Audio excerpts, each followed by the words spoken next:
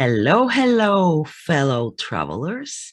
I'm Veronica from Human Design Journey, and today we're going to look at the transit, today's transit field. So let me share my screen with the transits. Okay.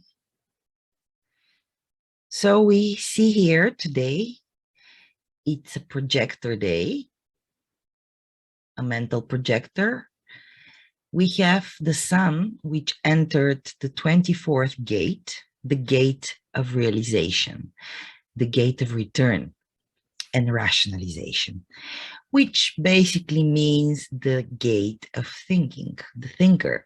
It is part of the channel of the thinker, the 2464. So we might have the tendency to overthink. And especially if you are with an open ajna, you can feel the tendency to over rationalize and to want to feel certain. And of course, then you will have also an open head. So you might be looking for your inner truth by overthinking and returning your thoughts over and over again, trying to get to a place of knowing.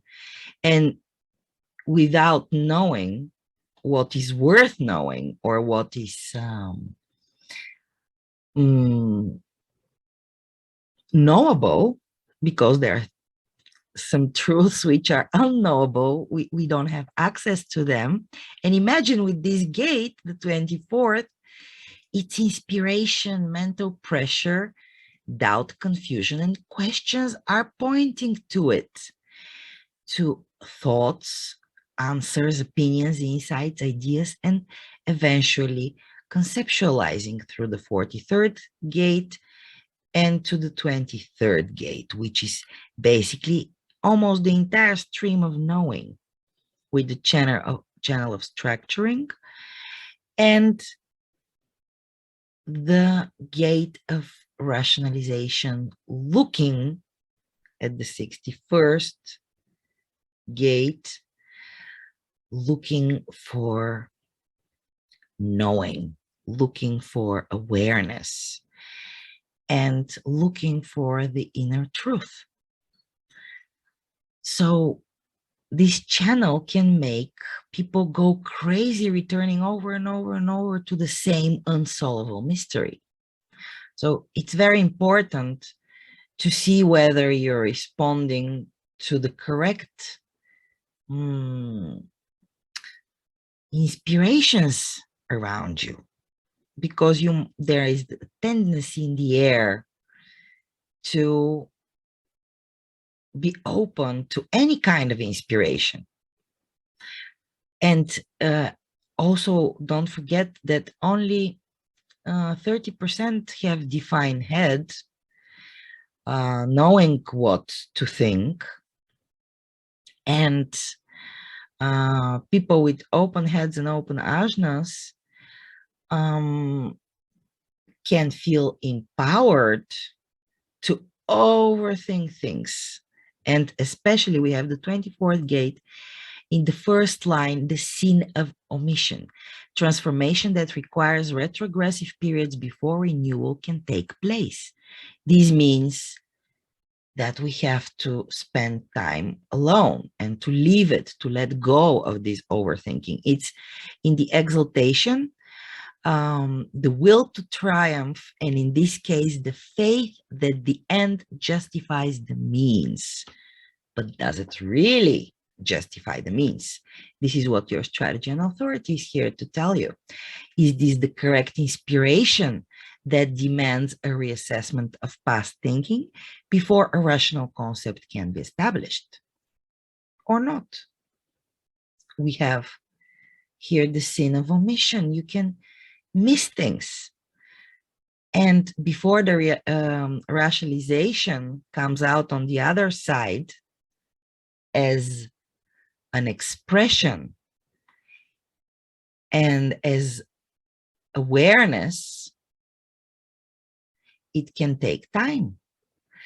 But knowing doesn't work on schedules. You don't know when you're going to know. Knowing comes when it comes. And it comes in spurs. It's a pulse mechanism. So there might be a lot of knowing in the air. And people who say, I know, but they don't necessarily know. And we also have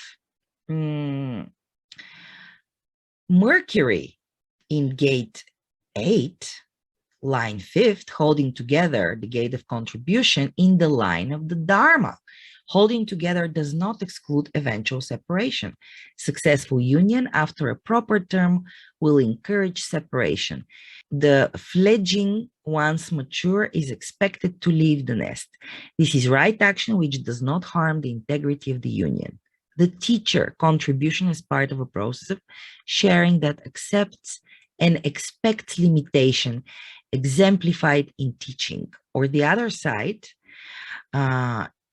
where the son brings it to the detriment, the parent that cannot let go of the child, understanding only that its authority is being challenged. Contribution as an end in itself that neither accepts nor expects limitation, exemplified by the parent that cannot let go of the child.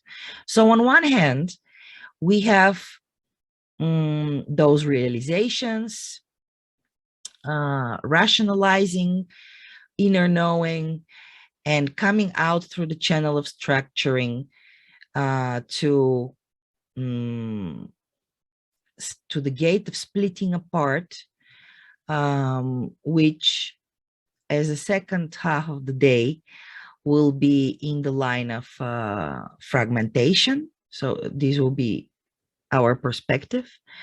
We will see this diversification without the perceived potential for synthesis, fatalism and egoism, and damn the consequences, individual expression which has no collective value.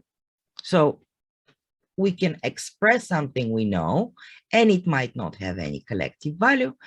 At the same time, this is also the channel and the gate of deafness. The 43rd is the inner ear, which means that we hear what's inside of us. We're open to our own breakthroughs, through our own realizations of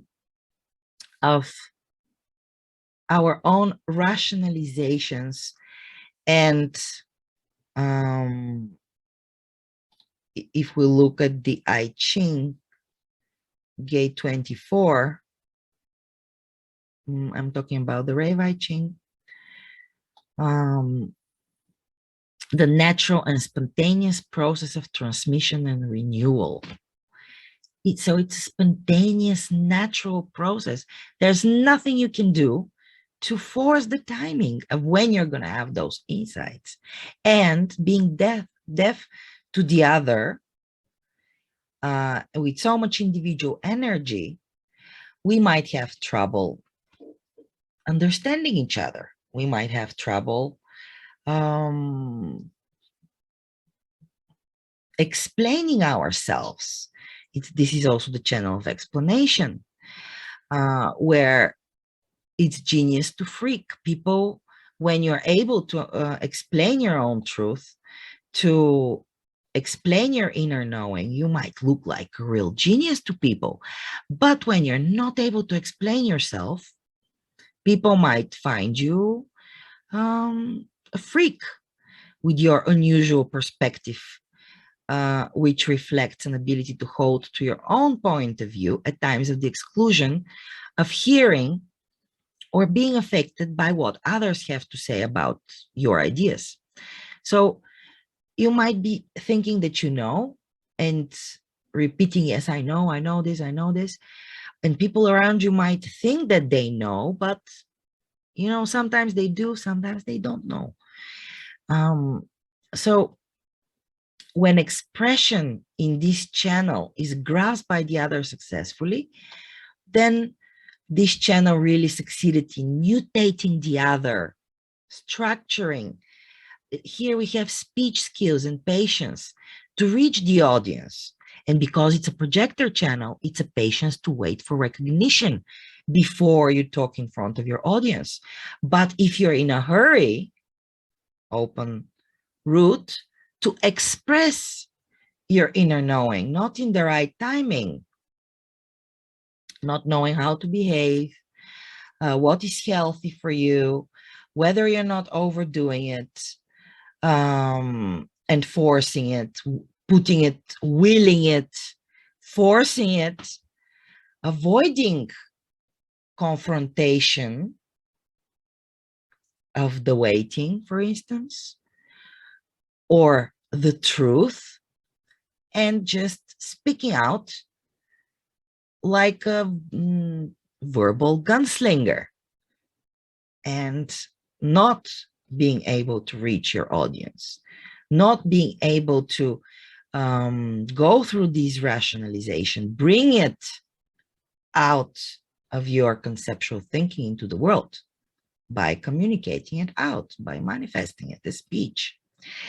And all of this will be grounded and balanced in the gate of coming to meet, the gate of alertness, where success of any interaction is based on the absence of any preconditions. So, is it correct to establish frameworks as the result of interaction or not? It's up to your strategy and authority and your type.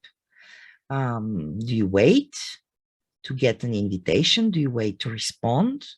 Do you inform every step of the way, especially if you're emotional? And do you wait to get clarity before you act, before you allow to be impulsed, to be initiated?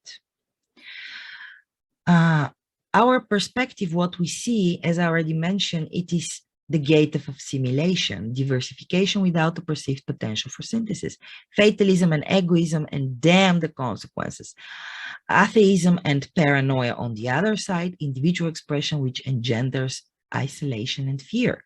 We're going to be watching a lot of fear in our expression. And the one-track mind, both in fourth line. So our perspective will be very rigid.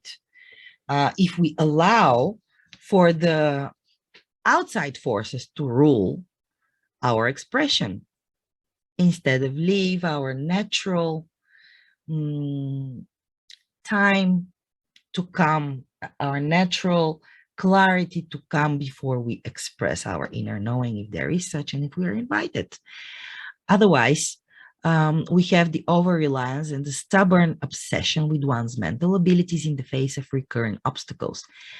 Given the mercurial mental gifts, may though rarely succeed, a stubborn reliance on one's unique insights that demands focused mental ability to be properly conceptualized, or a belief in inherent right action based on limited knowledge that shuns advice, the vanity to attempt expression without depth.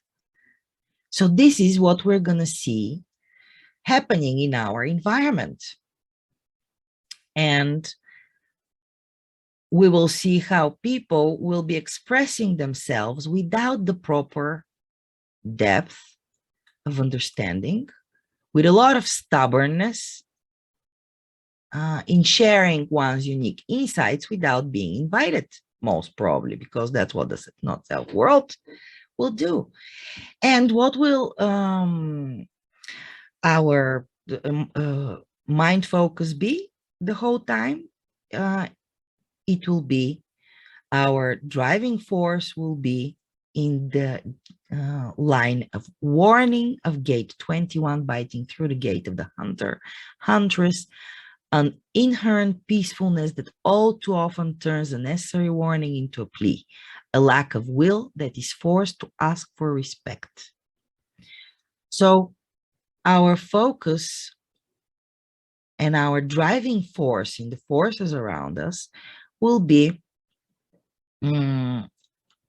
pleading for respect, for gathering the resources which to distribute. And all of this paired with our values and relating in the channel, in the gate of the darkening of the light, the gate of crisis, the point at which decline has exhausted its power, the tendency in renewal to try to assimilate the remains of the old order into the new with the risk that it may rise again, the new order, once it has regained its strength. The embrace of the change, but with feelings that will not let go of the past. And fear of the past. And then we have Mars, the immature energy in the gate of family, the gate of friendship, fifth line, love, natural and unaffected devotion to the family. Emotional dependency that often turns love into hatred. The possibility of dependency turning love into hate. And again, we have the darkening of the light in Jupiter, our law and protection, the inevitable survival of right, the knowledge and attendant faith that powers of darkness eventually destroy themselves. Those whom gods wish to destroy, they first make mad. The correctness of crisis when it arises out of pure feelings. So if we wait to gain clarity, we also have the 49th gate. We get punished in the gate of revolution, the gate of principle, sixth line attraction, the power of revolution in action to expand its support. Stubborn and often fatal rejectionism, oversensitivity that leads to rejection of principles and others as a rule. You see how much destructive energy is actually there in the air if we don't wait clarity, if we don't wait an invitation to speak our inner truths and breakthroughs. A lot of crises. 3 times we have gate 36 also in the second line, Neptune, which is actually the veiled, so what we don't see, an energy which is working underneath. In the second line, support, assistance to others in time of decline, the application of imagination to schemes which benefit others, feelings that can benefit others in times of crisis. And the inner truth, Pluto, in the gate of limitation, the gate of acceptance, third line, conservatism, enlightened self-interest that naturally handles restrictions and limitations, ensuring identity and security, the energy to maintain identity and security despite limitations, ego-gratifying self-interest that ignores limitations and suffers predictably, energy which ignores limitations and pays the price.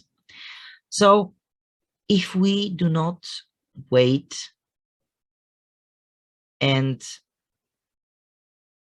accept the limitations, accept that we have to wait, accept that we totally don't know when enough is enough, and whether we have energy for something or not, completely open to outside inspirations, outside pressure to think and rationalize, and pressure from our limitations